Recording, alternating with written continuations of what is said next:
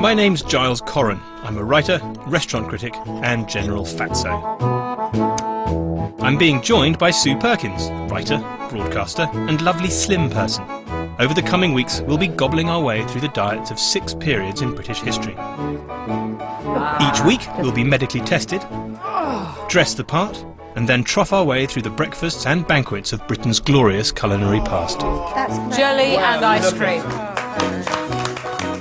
Our gastronomic adventure this week will take us back to England in the 1590s, the age of Shakespeare, a time of exploration and discovery, and our diet is certainly going to be adventurous. As we snack on sheep's heads, Look at the little thing. hope not to get a frog in our throats, Oh, God! and enjoy a nice piece of cod. Look at that. Look at that. It's a pincushion, isn't it, basically? That is all sound and fury signifying nothing.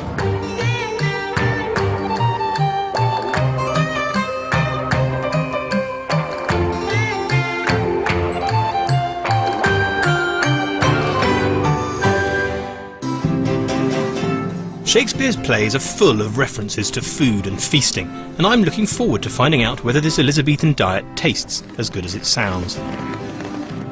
I'll be taking on the role of a wealthy merchant, with Sue as my obedient wife. Oh! We'll have ample means to explore the exotic foods feasted on by the well-off Elizabethan. But what's all that meat, sugar and spice going to do to our health? Before we slip into our ruffs, doublet and hose, we're getting a quick checkup. In the 16th century, a third of London's physicians were foreign, Dutch doctors being among the best. We've come to see Dr. Tom van den Bosch, a GP specialising in diet and nutrition. You're not scared of needles? You're right. In Elizabethan England, childbirth was a serious health risk for women. For men, there was syphilis. That's it. Finished. Start with the lady first. You got a BMI of 20, which is actually on the low side. You know, like you're in between normal weight and underweight. So basically, Miss Teetotal vegetarian goody two-shoes is going to live forever. But let's see about the gouty meat sack that is Mr. Coren. Charles, okay. Shall we start with the bad thing first? So your cholesterol is more than 5. It's 5.2. And believe it or not, I mean, you don't look overweight, but your BMI is just in the overweight category because you're not very tall. You actually should shed a few kilograms to become... Or grow a bit, presumably. Or grow a bit as well, that would help. For my weight, I'm a couple either or, yes. It will be interesting to see if you actually gain weight or not, because protein definitely is known to cut your appetite. You will, without fruits and vegetables, you will have constipation, that's for sure. You will definitely have halitosis as well, like a bad. So are you aware you have to eat a lot of sugar during the week? What will that do to us if we're just suddenly having an awful lot of sugar in our diet? Well, definitely hyperactivity, but then the protein will make you lethargic, so it will be an interesting mix. I think it will be mood swings, basically. Yeah. But the biggest challenge will be a week without coffee or tea. I see you both drink quite a bit of tea and coffee as well. Yeah. So that might be a bit of an issue. You're definitely going to have headaches, you're going to be irritable. I wish you all the best, and Cool. then we'll see you again in a week's time. Thank you very much. Okay. Deep in a claw. So we're in for a week of constipation, bad breath, mood swings, headaches and no tea or coffee. What fun. We're going back to the 1590s, the England of Shakespeare, when this house in East London was home to a wealthy, sophisticated merchant, much like me. By 1597, Shakespeare had published a dozen odd plays, and Queen Elizabeth I had been on the throne for 39 years. Francis Drake had circumnavigated the globe, and exciting new ingredients were arriving from all over the world. Making the most of this new influx of flavours will be Michelin-starred chef Paul Merritt. Morning, Paul. Hello. Wow, well Welcome. spread. This is one day's worth of food, right, for you guys. Lots and lots of protein. Capons, mutton, partridges. Here we've got a sheep's head. We've also got its lungs, its liver, lovely. its tongue. But the whole point is they wouldn't waste a thing. So it's nose All to gets tail, used, the whole all lot. gets used, Right. the whole thing. This big pile of sugar here, in today's prices, that would be worth 300 quid. Before 1500, sugar had been so rare it was used mainly as a medicine. But as plantations sprung up in the Canaries and in the Caribbean, it became commonplace in the kitchens of the wealthy. I mean, it's a vastly expensive product, so I'll be using that really sparingly, probably under your watchful eye. Absolutely. I would imagine. I've got that under lock and key. Over here, your vegetables. Got some spinach, some carrots, chicory, and these strawberry leaf. Try one. Yeah. And I'd never bothered eating mine. Don't know about you. It doesn't taste of anything, which is clever. Breakfast. Cold meat pie, manchet bread, small beer. You're going to need these, guys. Yep. There's a napkin to wipe the hand that you used to eat. Breakfast was a pretty humble snack, often made up of cold leftovers from the night before. Can we identify the meat? No, but I think it's surprising if they could identify the meat. Go on, you. Is it like veal? It's lamb. The restaurant critic got it wrong. Veal. Great. No, it tastes like lamb, actually. Bread, very important. You'd have eaten between 2 and 5 pounds of that stuff a day. Bread was eaten with every meal. Wealthy Elizabethans ate white flour loaves called manchet bread. The whiter the roll, the more expensive the loaf. Do you want some ale with it? I love them. I'll do some ale. Yeah. Unfortunately for us, tea and coffee won't arrive in England for almost another 100 years. So beer was drunk at breakfast time, water being far too polluted. But we're engaged. Bottoms up. It's begun.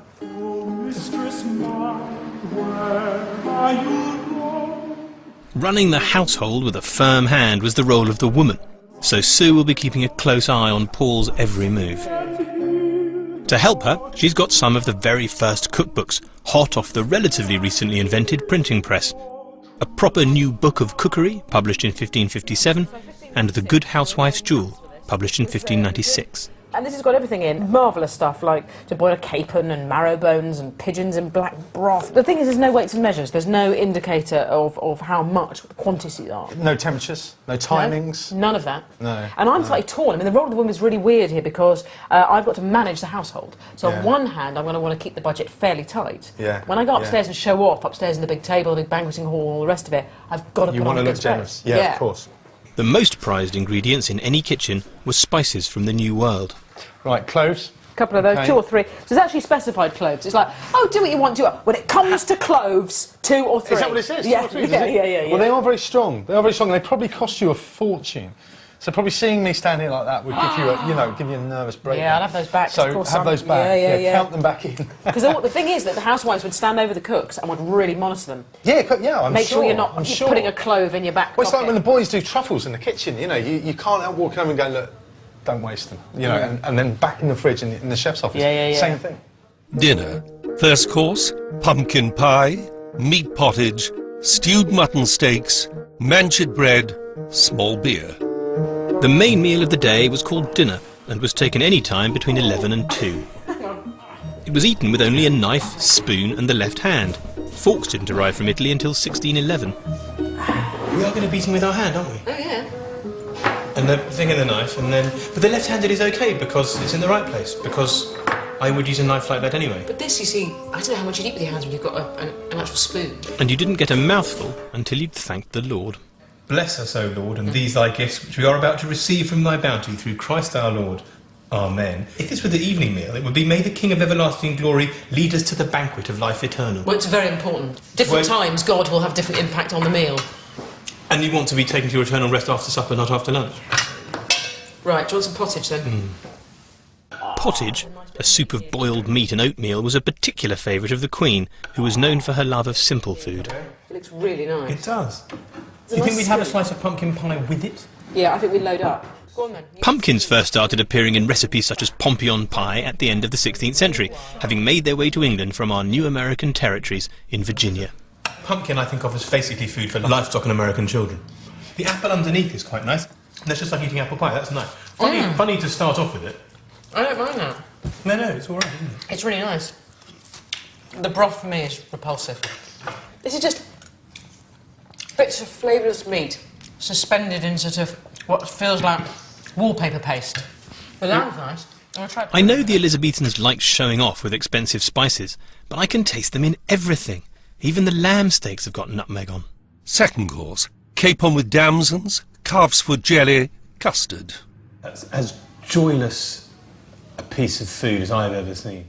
Made by boiling calves' feet until they turn to jelly, this grey monstrosity is flavoured with sherry, cinnamon, ginger and rosewater. It's the colour of sadness, this jelly. It's an apparition of a jelly. Oh, that is pure minging.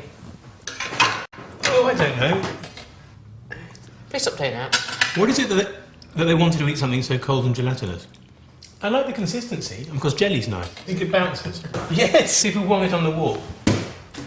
Right, okay, we're going to play more.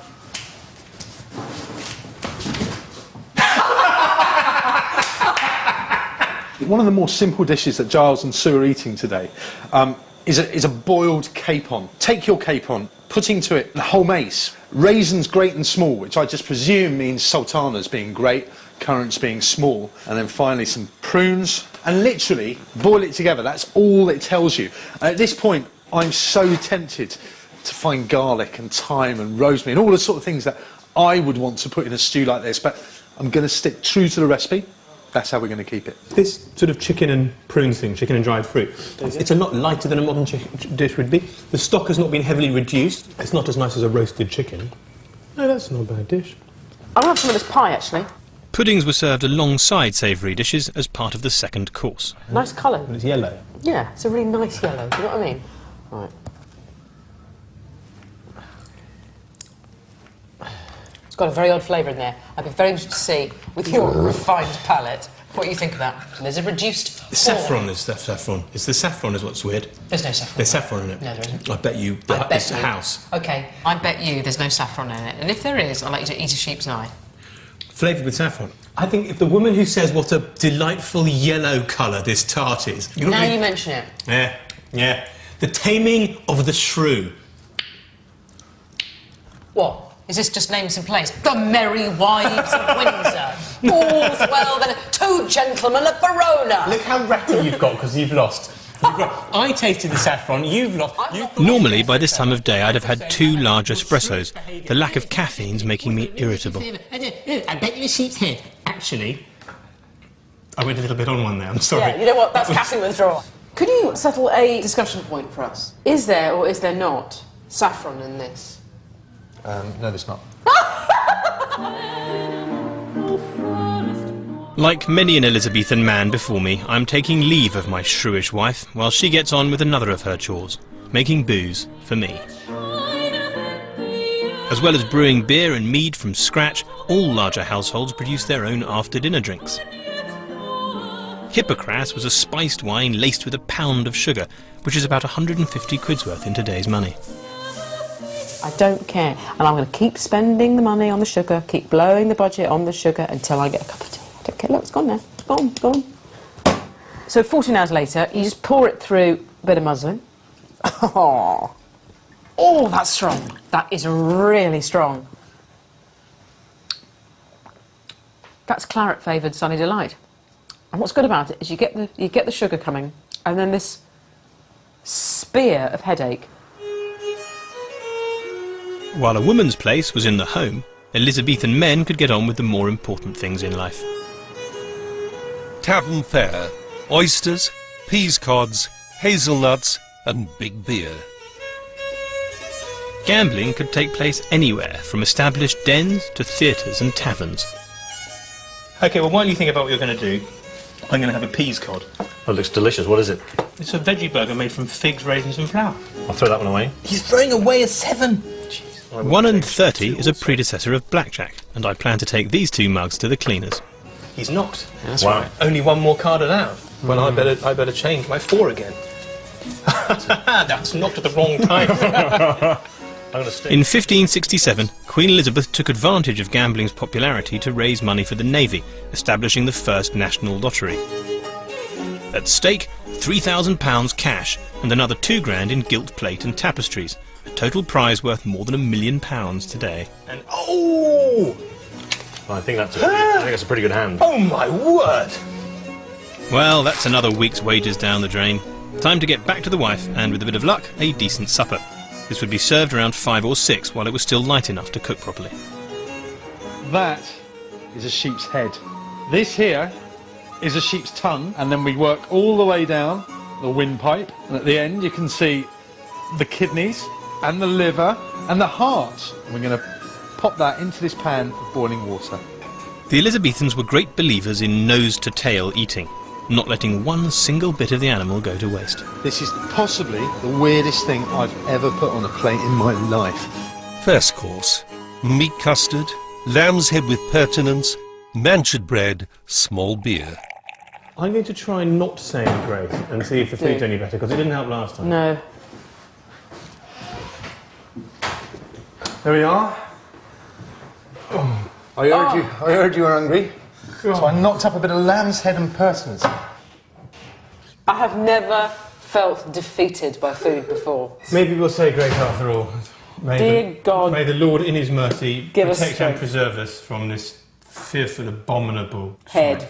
Look at the little thing. You know how we've got wealthy and you're a really wealthy cloth merchant, right? Couldn't we go back to being poor where we just ate roots and bread and soup? And I'm of the school where, you know, a head as a centrepiece of a dish puts people off. Very demure tongue, quite a small tongue. Look at the size of its Massive liver. liver. Was it a drinker? Way! Look at that, little princess. Cheek by gel.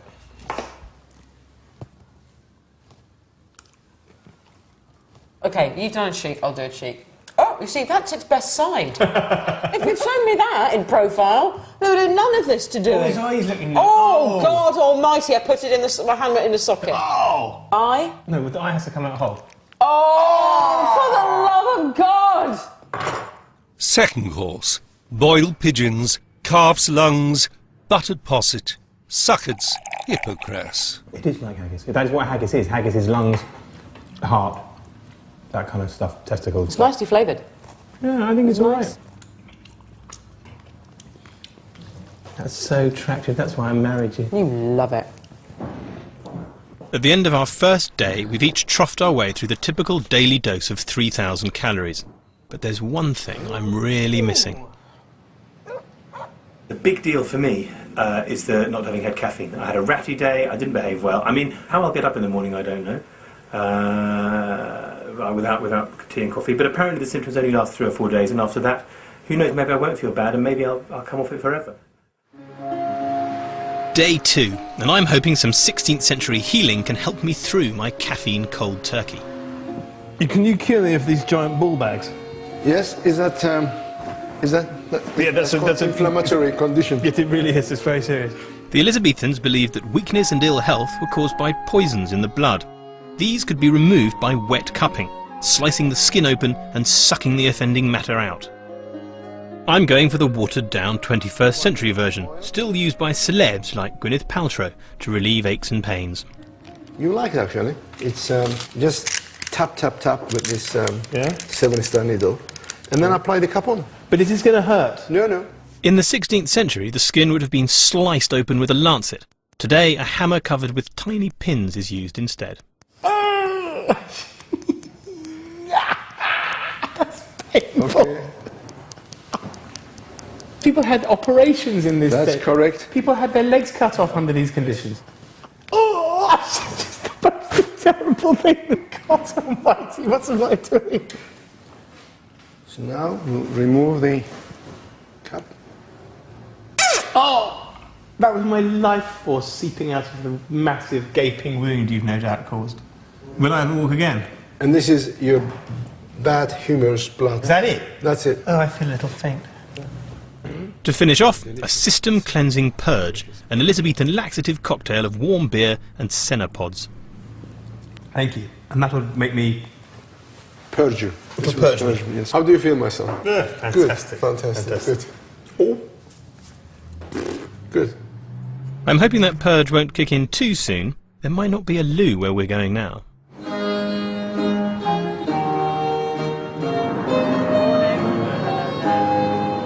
The Elizabethan era was a golden age for Britain's shipping fleets, with top roisterers Walter Raleigh and Francis Drake tearing up the globe and opening the new world to trade. As a wealthy merchant keen to exploit these new markets, I'd be spending more and more time at sea. And my lucky old wife gets to come along too. I do love these little work trips you take me on, I have to say. Little work trip, nothing. This is Well, just 6 months on the ocean. months and months and months. There would be scant quality time unless I came on this particular voyage, put it that way. Yeah, you're going to get to see a little bit of the world.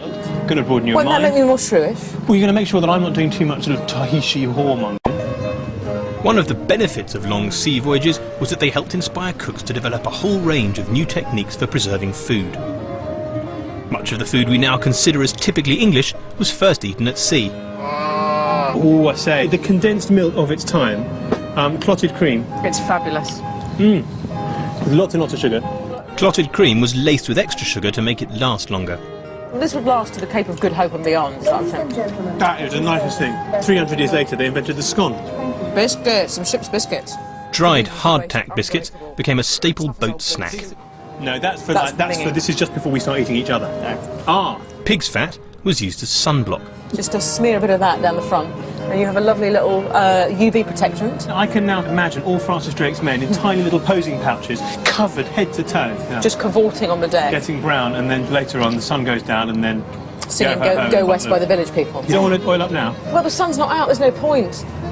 Well, hello. What the hell is that? That's something very Elizabethan. That's a couple of tea bags floating in phlegm. Anything that could be pickled was. Oh, God, it's pickled oysters. Is that pickled oysters? Don't want... Oh! Oh, ye gods alive and Christ. That is sadness personified. Just to look at you tickling it. We'll do oyster roulette together, OK? Oh, God! That's an absolute minger.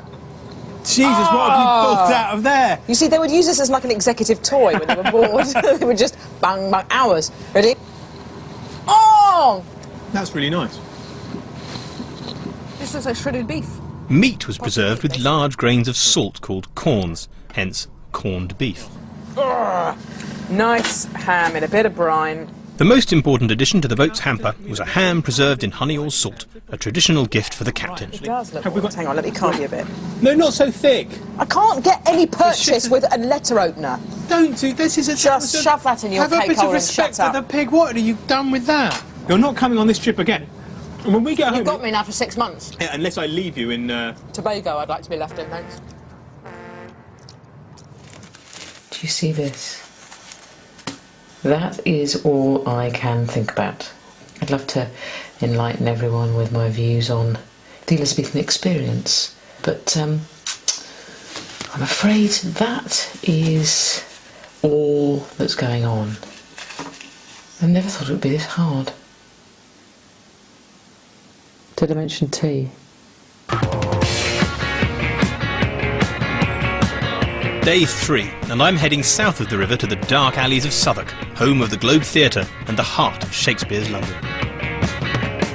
Beyond the city limits and the control of the authorities, this was an area packed with brothels, raucous taverns and bear-baiting pits. Today, the area is still full of theatres.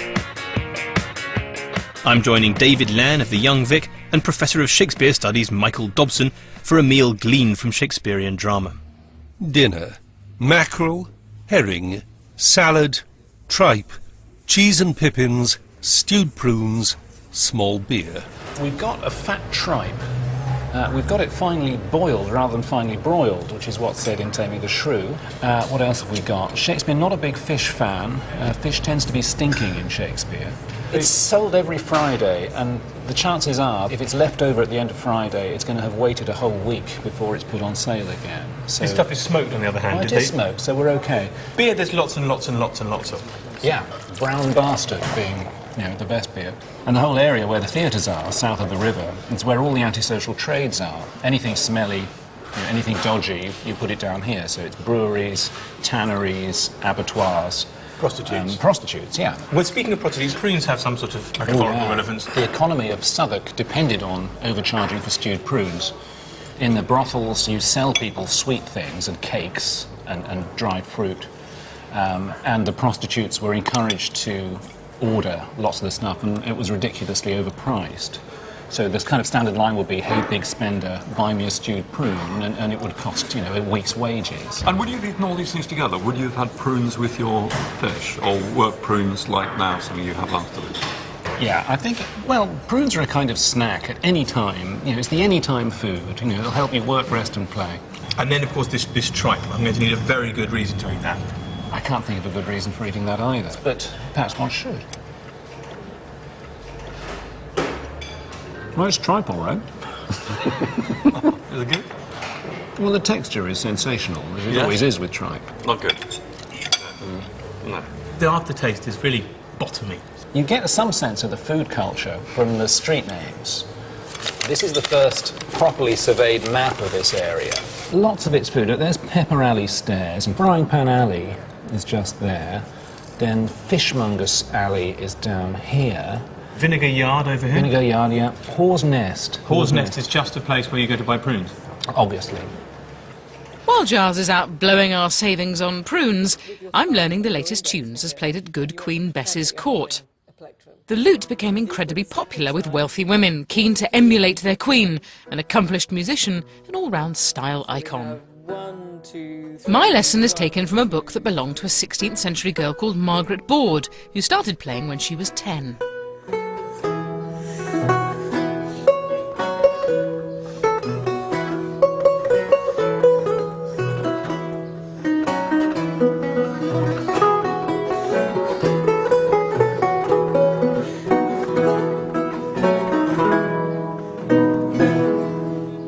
That's the quickest duet learning I've come across, so well done. Well, thank you. I really enjoyed it. I really enjoyed it. It's such a beautiful thing to be able to play. It's cracking. Thank you. But I'll tell you what happened to Margaret Board. She did all her exercises, she played all this fantastic music. In the end, she wrote, Sic finem ludendi facio. Here I finish with my lute playing. I'm going out and getting a life. And she signs her name Margaret Bourne. So she got a life as a married lady, presumably meaning she didn't need her lute playing skills anymore to attract a husband, or she was busy doing other things, running her own household. And it is a little bit sad, I find. I give up now. I like the lute now.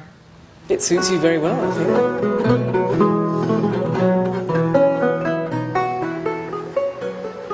The lute is genius. But not even the lute can make me stop thinking about a cup of amber, sweet builder's tea. Please? Prunes, prunes, prunes. The only thing stopping me having a poo is the clothes. I have to take everything off, including the boots, to have a sit-down lavatory adventure. So I just don't.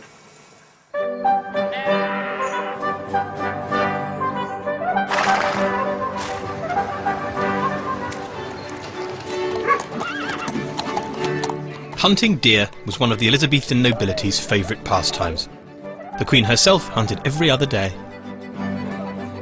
Hunting was thought to prepare a man for war, and in the lean winter months it also put some highly valued venison in the pot. Giles. Hello, nice to meet you. I've come to the countryside to meet historian Nick Onslow. Only royalty and nobility could hunt on horses. Arrivistes like me and Shakespeare would have had to follow on foot, and even then only at the discretion of the nobles. Galloping along and limping from his horse. One story claims the young playwright got frustrated with this arrangement and took matters into his own hands. He was caught for poaching Lord Lucy's deer, and he was locked up for a little while, and that would have been it. But he took exception, and the story goes that he used his literary talents to write a rather scurrilous verse about Lord Lucy, making much of the fact that Lucy was pronounced like lousy, and he chose to pin that poem up on the gatehouse and at the local public house and distribute it around the area. And that rather upset Lord Lucy, and that is allegedly why Shakespeare ran off to London. A Parliament member, a Justice of Peace. At home a poor scarecrow, at London an ass. If lousy is Lucy, as some folk miscall it, then Lucy is lousy, whatever befall it.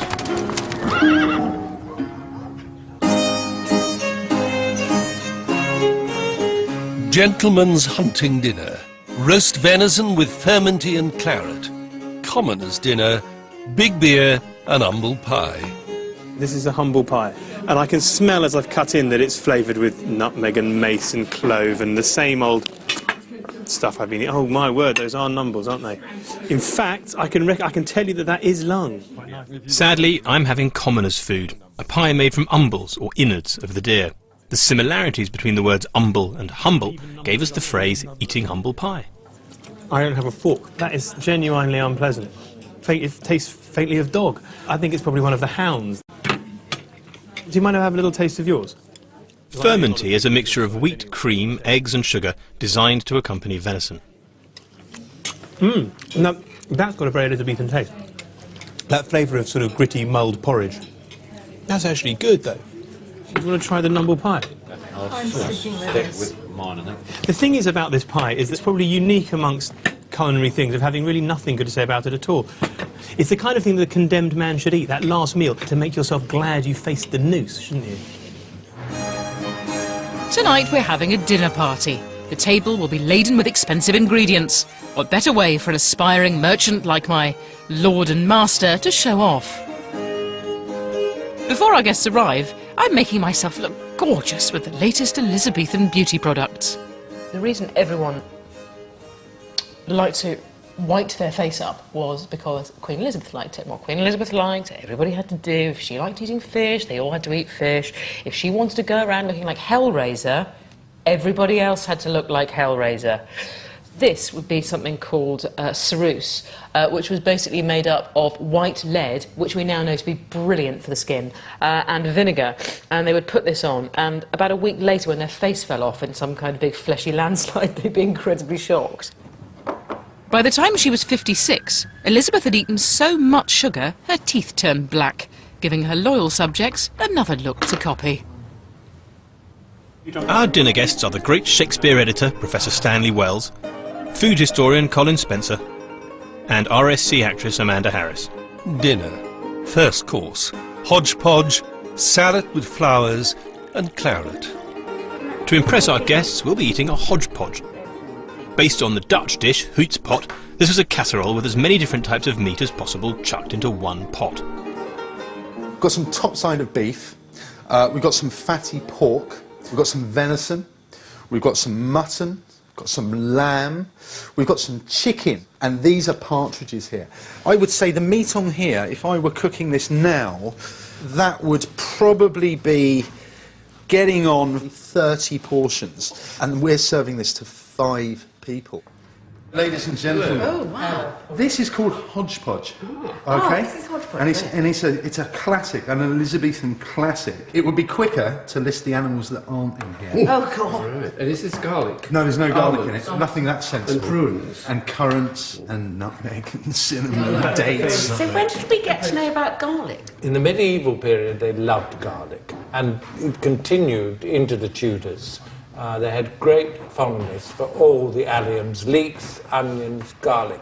But because they smelt, they had the feeling that they were ready for the common man. So when you come to this table, only the tiniest little suspicion would have been allowed. What do you make of the hodgepodge? I've eaten mine. Well, it's delicious. It doesn't have a lot of colour, you know. I mean, why suppose you've got this colourful salad? Fashionable at court, salads were arranged to look beautiful. Flowers were used to add colour as well as taste. Undressed is right, is it? Well, you would have had oil from one of the servers if you wanted it. And what kind of oil? Olive oil? Olive. Olive oil, okay. Yes. Ooh. Would that have been very expensive? Yes, indeed. How would they have eaten? Because they won't have had our kind of money, will they, the Shakespeare? Oh, I think they had quite a lot of money. But he- After about 1597, by which time he'd been a member of the Lord Chamberlain's men for 3 years, he bought New Place, which was a big house with a wonderful garden, in which he would have grown salads and things like that, or he or his servants would. What does everyone think of the salad? This is the first time I've ever had flowers to eat, and I think they're delicious. I really do. It's very much an English thing, influenced by Persia. Second course. Turkey with galantine sauce, chicken and egg fricassee, warden pie, Spanish paps. Oh, I see. Turkeys were discovered by Columbus in the New World. They were first imported to England from Mexico in the 1530s and were a luxury item. This is the sauce that we're going to serve with the turkey tonight. This is a prune juice thickened with blood. Oh. Whose blood? I knew you were going to like that one. Yeah, it's the blood of the turkey. Oh, I see. Right. It's a chicken and egg fricassee. After the chicken and egg fricassee and a warden pie of spiced pears, we move on to Spanish paps. Second course, these are paps, which are modelled on breasts. On my breast, come on. Specifically Sue's breast. That's my wife you're talking about. In fact, thought to be modelled on the hats of Spanish priests, these creamy treats poked fun at Catholics by playing on the real meaning of the word pap, a nipple. Pretty hilarious. An absolute cracking set of paps if ever I've seen them. Yeah. They feel rather like Yes, they do, don't they? That has got a spring back that I could die for, you know what I mean? Is that good? Really good, That is actually. a heavenly pat. All of it's brilliant, but that's my favourite. Honestly, that is majestic. That is bloody good. Right then, so we're going to go for our banquet course. Oh, good. Yeah, good. Brilliant. The banquet was a separate course of expensive sugary dishes to end lavish meals. In the wealthiest households, it would take place in specially built banqueting houses in the grounds. The centrepiece of the banquet course was often a marzipan cake called a marchpane. Made with the equivalent of £200 worth of sugar, ground almonds and rosewater, the marchpane was the height of Elizabethan extravagance. Banquet course. Marchpane, dry suckets, quince jelly, medlar fruit, red and black currants, curd cheese, hippocras. I'm going to have some marchpane. Do you fancy some? It's great artistry. This comes in Romeo and Juliet. One of the servants says, "Save me some marchpane after the banquet." Well, they wanted to insulate the windows, I presume. Is that good? No, I don't like it. I really don't grouting. like it. One reason sugar was so highly valued is because it's a preservative. You can have teeth like mine if you eat loads of those. Nice. We certainly leave some. They probably bite in and leave some of their teeth in it. Cheese curds eaten at the end of the meal were believed to close the stomach. It's very delicious. And they had great trust in this to help you digest the rest of the meal. There any medical basis for that at all? No. Nothing at all. Oh, that's just all vile. the usual nonsense. It's goaty. That's why I don't like it. I don't like goat's cheese. It has that faint uric tang. But it just rests your stomach because it's alkaline. Closes it up. That's the theory. Closes it up. Thank God for that. That means I won't vomit in the cab. Oh, there's no guarantee you won't vomit in the cab. Oh dear. I think it's a marvellous meal. Then we'll say cheers then. Cheers, everybody. Cheers. I had a really nice dinner tonight, actually, and the great thing is I've sobered up, which is good and unexpected. I was still tripping from the sugar, which sent me technically insane for about an hour. I was like a little monkey on crack, just...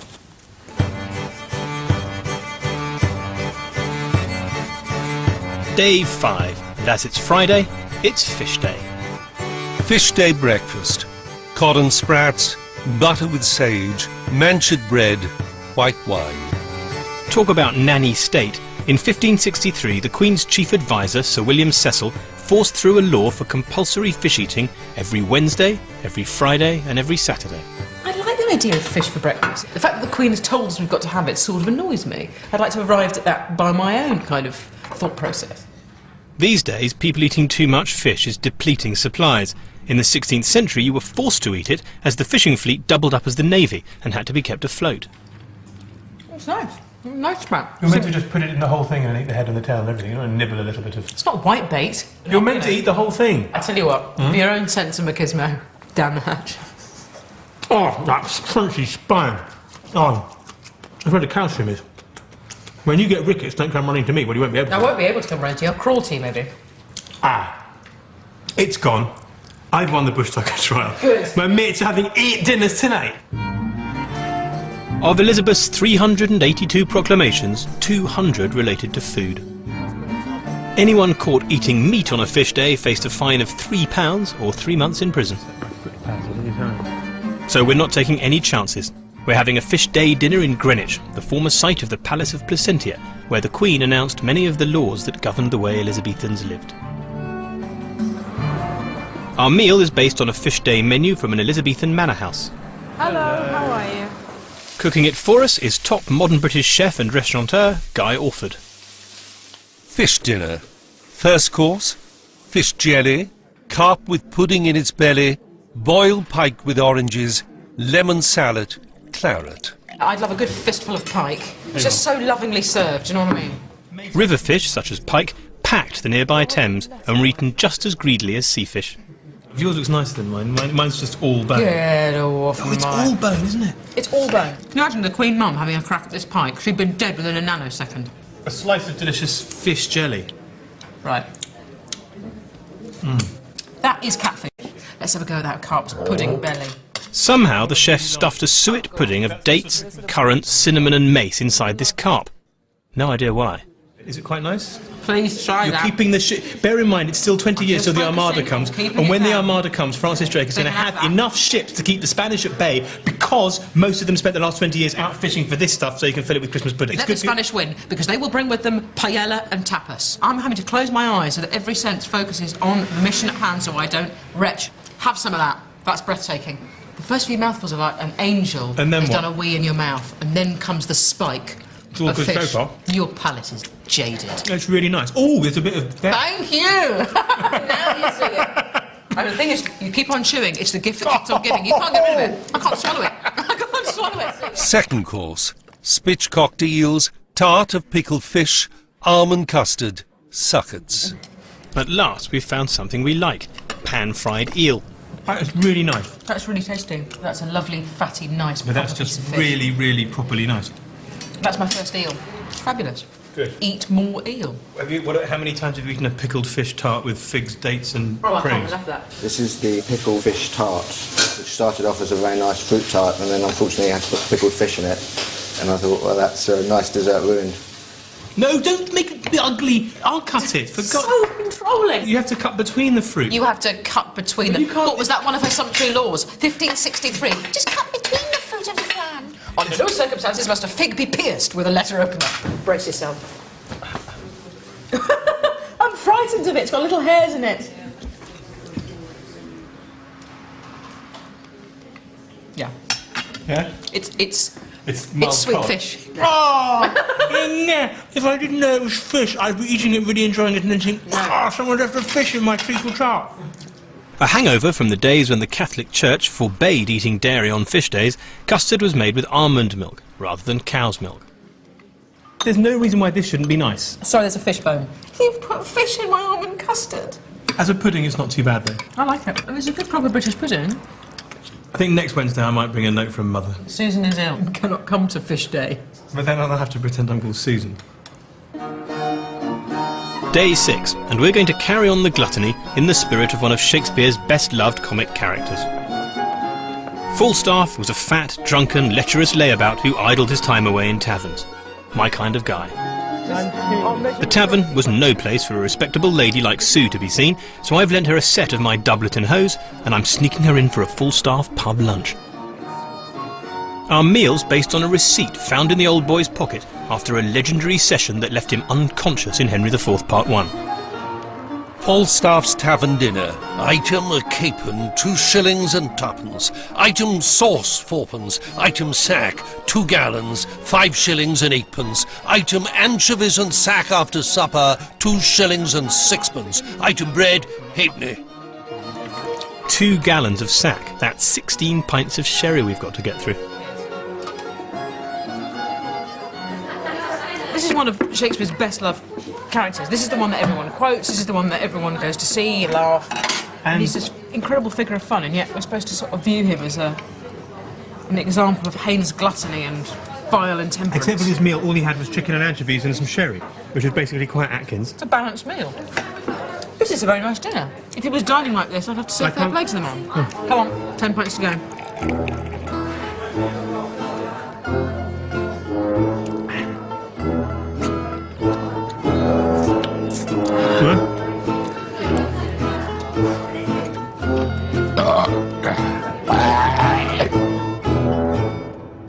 Thank goodness for Captain Bailey, a veteran of Walter Raleigh's voyages who introduced the first taxis to London. Based on the Strand, his fleet of 6 horse-drawn hackney carriages took their name from the French word hackney, meaning for hire. How long is it since we eaten? 15 minutes? Murder a hen or a partridge or a wood pigeon or a lark or something. Just something small like I don't know, like a teal with a side order of prunes. I just want a glazed capon. Is that too much to ask? It is my big night out. 16th century London was teeming with cook shops, fast food joints lined with spits laden with meaty snacks. Cook shop supper. Whole spit roast capon. Get off my leg. For classy merchants like us, this is really slumming it. The cook shops were the domain of the poor and smelly. They were filthy places where serving boys were rumoured to urinate on the customers' chickens. Nonetheless, this fast food idea rather caught on. Marvellous. What do we have next? I've got to say, this diet is doing wonders for me. I'm getting all my calories from protein, which is a fantastic way to get them, sleeping fantastically well because there's no caffeine, and basically feeling in such fine fettle from this diet that I may well write 37 very excellent plays, in the next few weeks. When Elizabeth tired of life in London, she would visit the country piles of her favoured courtiers to holiday at their expense. As she progressed around the country, everything she needed, including bedding and cooking equipment, was packed onto the Queen's caravan. Today we're following in Elizabeth's freeloading footsteps, recreating her famous progress to Essex, but with a modern twist. It was basically the summer holiday. It was basically park and ride. Park at someone's house and ride them for every single penny and expense you Will you get. see that? See, you're making a bit of an effort with the jewel on the hat. What are you saying? I don't make this effort for you? I was going to say, When was the last time you put a jewelled codpiece on for me? Look at that. Oh, wedding night? Yeah, well, I took it off and then I spent the rest of the wedding night trying to find what was underneath it. Well, we got there in the end. Look at that. What's that saying about the faded, jaded nature of Tudor masculinity? They have to have one, basically, it's a pincushion, isn't it, basically? I could do some, You think that Lord Peter will be impressed by us then? Or do you think he's going to think we're a pair of right parvenus? I think parvenu is a very polite word for what's going on down there. That basically is all sound and fury signifying nothing. Yes, you can quote Shakespeare. The journey would have taken a whole day, so a quick stop for breakfast was a welcome break. Got mutton pottage again, is that all right? Yeah. Breakfast. Beef pottage, meat pie, small beer. The Queen ate this meaty breakfast before meeting the ambassador to Mary Queen of Scots, whose head she later cut off.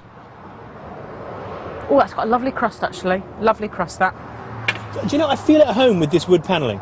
It's very, very Tudor. The wood panel fridge, which is exactly as it would have been. They wouldn't have had that fanciful LED display, and obviously I don't want to lie, it's very important we keep, authentic. But the rest of it is as was, and she would have stored her sweetmeats and suckets in something very similar to that. It's not veneer, that's proper. Ruffs in here, you take your ruffs in there, couple of dogs, pieces. Boots in there. I have my lovely hat that you really like so much, my milkmaid's hat. There you go, nice bit of pie. Hey, that doesn't look too bad. It looks very solid, though. But you know what? You'd be delighted to know there are raisins in it. Bit of pottage, yeah. I'll give you some nice bit of meat. Not too much juice, it'll slop everywhere. That's fine. Talk about shrewish. Sometimes I just wish I'd die in childbirth. Do you know what I mean? Oh, careful. Can I do some shopping in Colchester? Yeah, what do you want to buy? I think some oysters and a new corset. They'll have them, won't they? In the same shop.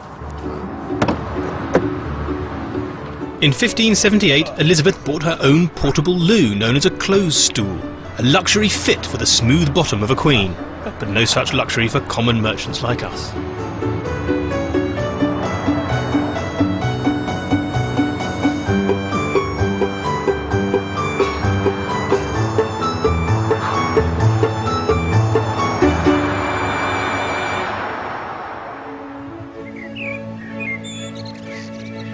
Our destination, Ingatestone Hall, dates from the 1540s.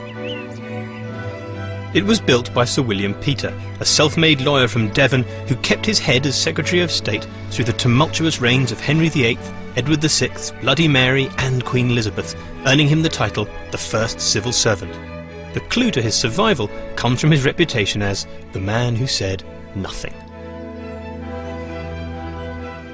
Tonight, we'll be eating with the current Lord Peter, the 18th generation since Sir William's. When Elizabeth I arrived here in 1561, the first Lord Peter stumped up £2,500 for food. That's over £500,000 today, so we're hoping for a slap-up meal.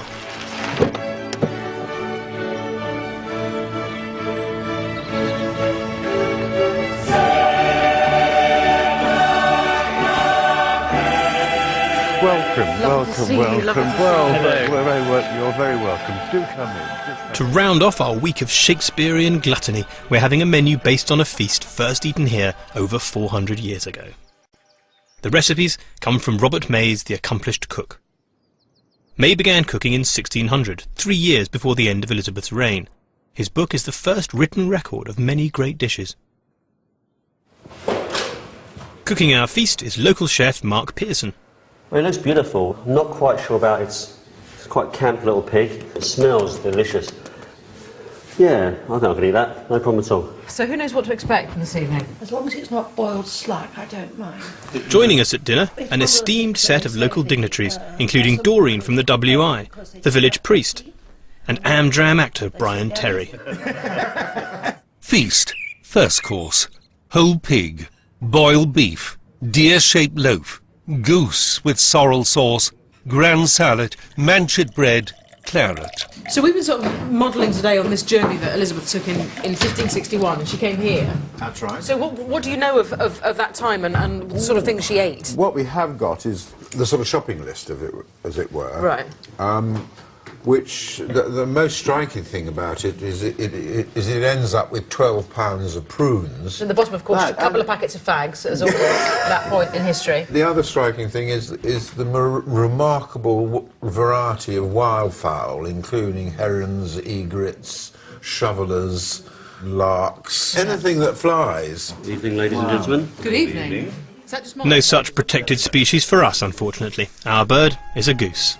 That goose is delicious. Absolutely delicious. Oh. Roast suckling pig was a traditional feast dish, although this one seems to have had a bit of an accident. And you can actually see where it was run over by the motorbike. Or it was desperately trying to escape under the fence when they got it. As Queen Elizabeth's reign progressed, the feasts on her visits became more elaborate and outrageous. Fortunately, she came here very much at the start of the whole process. Because of the sort of competition aspect, it got more and more outrageous, and in the end people were building entire new houses simply to entertain Her Majesty, you know. And the chefs were expected to create dishes to provide entertainment at the table. This dish, a deer-shaped pastry that bleeds wine when pricked, has a wine-filled pig's bladder hidden inside so that claret spills out when it's cut open. Ladies and gentlemen, print the deer loaf that bleeds. The loaf that bleeds? When pricked. Oh, right. Oh dear. Quite literally. How it would taste, I've got no idea. Oh my word. See, anatomically, that's not right. Now, who wants a bit of antler? Can you tear me a small piece off? Do they do this to WI, the wine-filled antler head? Absolutely. The death skull of the deer is a big centrepiece, isn't it, at the WI events? And with the claret flowing, it's time to really pig out. Oh, good. I want to see Sue eat the nose off the pig. Oh, I would. I would eat it as well. I'll eat an ear. I mean, did the ears come off? Give us an ear, I'll have an ear. That's a crispy ear. It's a very, very crispy ear. Not entirely pleasurable. Normally you'd want to burn the ear hair out. Mine's got wax in it. Yeah, it's a little wax. It's hairier than my moustache. Does one eat snout? Oh, yes. Well, let's give it a go. Yeah, we got some snout there. Have you ever bite on that, I've eaten some things on this journey, and then this is not one of them. Because all right, but you've got to take from the front. It's the nose or nothing.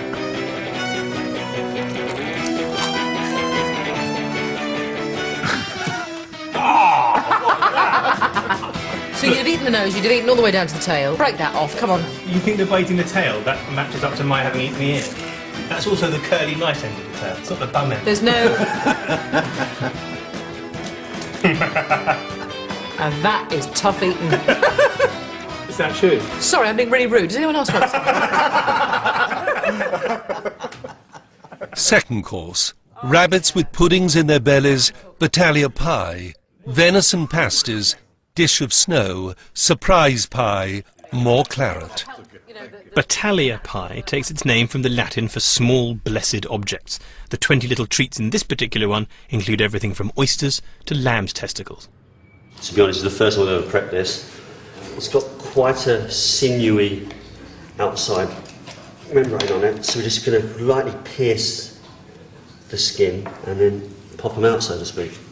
Should be nice and white. It will look like a large mozzarella ball. We're going to slice it through once it's cooked, and we'll layer that in the pie. And today, if I would put that on my menu at work, A, my boss wouldn't let me because it cost me a bloody fortune, and B, the chance of it selling very well, they're pretty minimalistic. Bollocks and oysters isn't the best combination, to be honest, so We'll see how we go. Anyway, who's for testes? Oh, that smells absolutely rank. Look, there's something sphincter. There's an oyster in it. Oysters and bollocks in a pie. I won't be eating that. Do you mind if I grab a pasty? That's more like it. In the kitchen, the ingredients of the ultimate Elizabethan party piece are waiting. Don't worry, these frogs aren't for eating. They're just here to give our feast a kick. They'll jump out from the pie and give the ladies a fright. This is a typical Elizabethan feast, with dishes designed more for theatrical effect than culinary delight. Oh, God! Okay, they're starting to jump. It was during Elizabeth's reign that pies full of 4 and 20 blackbirds became fashionable at court. Live frogs were just the next step in extravagant feast cuisine. Oh, God! Banquet course. Flowers made of sugar, dry suckets, fruits, curd cheese, hippocras, aquavitae. We always had this idea of these great banquets that then you read about things in Shakespeare, and the roast goose was fantastic there, and the roast pig looked amazing at the table. I mean, it's an amazing place to eat it, and it was obviously a lot more fun going to a dinner party then than it is now. It was all great, it was all beautifully cooked, and still I don't really get why they put sugary dishes and raisins and sultanas and dates and prunes and figs with everything, but they were discovering new lands, they were discovering new colours and flavours and sights and smells, and they were so transported by it all and so delighted with it all, they wanted to put it on the plate. What's wrong with that? This week we've eaten more than 40,000 calories and 3 times the recommended daily intake of protein. So what's the damage? All right, Giles, you want to lie down here? Take your blood pressure again. Is it a bit high? No, 138, 78. It's slightly high, but it's still okay. 129, 79, that's very good. 76, so 3 kilograms down. Woohoo! 55, so you lost like 4 kilograms. Well, we can say basically from the measurements that both of you lost weight, and Sue, you lost actually quite a bit, 4 kilograms in 7 days. I mean, that's quite a bit. I don't feel well on it. I feel sort of dizzy and a bit listless. I mean, you lost a lot. How much did Giles lose? 3 kilograms. 3, yes. See, that's no mean feat either. Why did you lose 4? Why did you do everything slightly better? That's not fair. We would expect definitely with the high protein content of your meals that it's an appetite suppressant. So that's quite normal. Right. It's kind of out of proportion. I wouldn't have expected you to lose that much weight. It's definitely an unhealthy kind of diet to continue for a long period of time. And that's why people in these times didn't live very long. I think the medical outcome's quite a result, really. I started off fat. I am now a fantastic weight, so I'm emaciated. I'm quite happy. I mean, I have a throbbing caffeine deprivation headache, and I'm looking forward to going to get a cup of coffee and a cheeseburger. Yeah, I'm going to go off and find somewhere now that serves tea by the bucket, and then I'm going to have 3 buckets of tea and 5 burgers. It's a great feeling to know that this weekend my mission is to put on a stone in weight. I feel delighted, and that's exactly what I'm going to go and do. I'm going to put half a stone on now. Come on. Let's go. Next week we're going back to the Regency period, where we're munching on maggots. You see, that's where the phrase grub came from. Chomping on cockerel's testicles. And trying to find Sue a husband. I will accept your proposal. These days, the great British seaside resorts in a right old mess. If only there was, I don't know, a mobile seagull appreciation unit that travelled around the town giving information about these birds, pulled by a white van. Wouldn't that be marvellous? That's the Culture Show next, and over on BBC 4 now we book a table at the biggest Chinese restaurant in the world.